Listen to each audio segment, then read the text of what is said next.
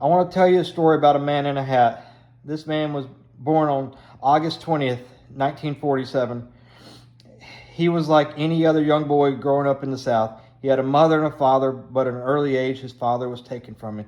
His mother stepped in to become both his protector and his comforter. Through her strength, she helped shape him into a kind, gentle, and compassionate man he would become. After high school, he joined the United States Army and earned the honor of serving in the 82nd Airborne Division, proudly receiving his jump wings. His military service reinforced what was already in his heart, a calling to love, protect, and serve others. When his service ended, he returned home to build a life with a woman he loved. Together they built a home, and in 1971, welcomed a little boy into the world. This little boy brought him joy, more joy than words could ever describe. Years later, in 1979, another son was born, completing their family. Those two boys grew up watching their father love their mother with an unwavering devotion. They watched him protect his family, work hard, and quietly serve others without expecting anything in return. At the time, they probably didn't realize the lessons he was teaching. He never had to say, "Listen to me." Instead, he simply lived a life that said, "Follow me."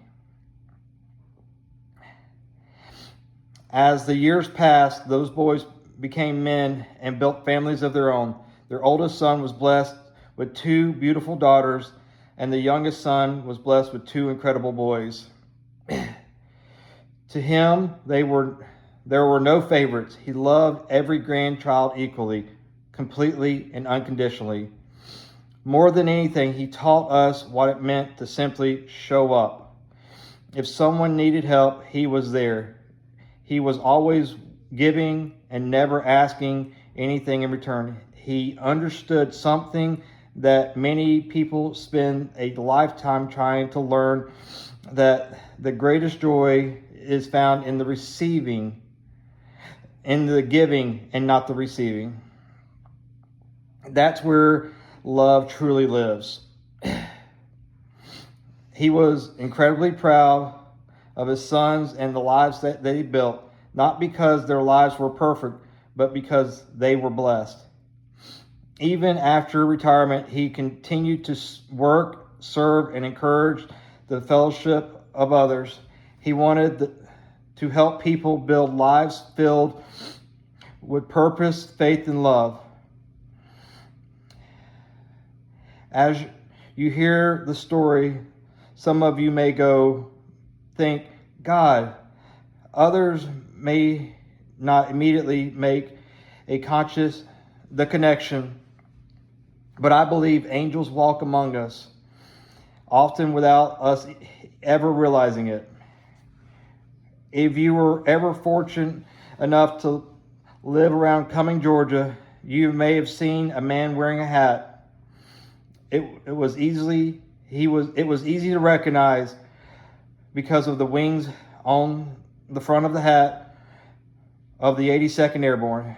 To him, those wings represented a lifetime commitment to serve, protect, and care for others.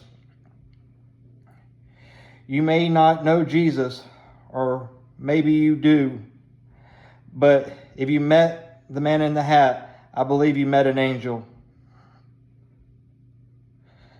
You may not remember his name. You may only simply know him as Buddy, because that's what so many people called him. But to me, I was blessed to call him Dad. My brother was blessed to call him Dad.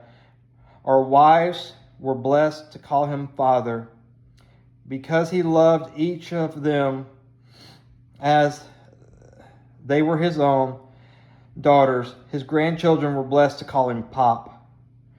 His name was Thomas Lamar Russell. While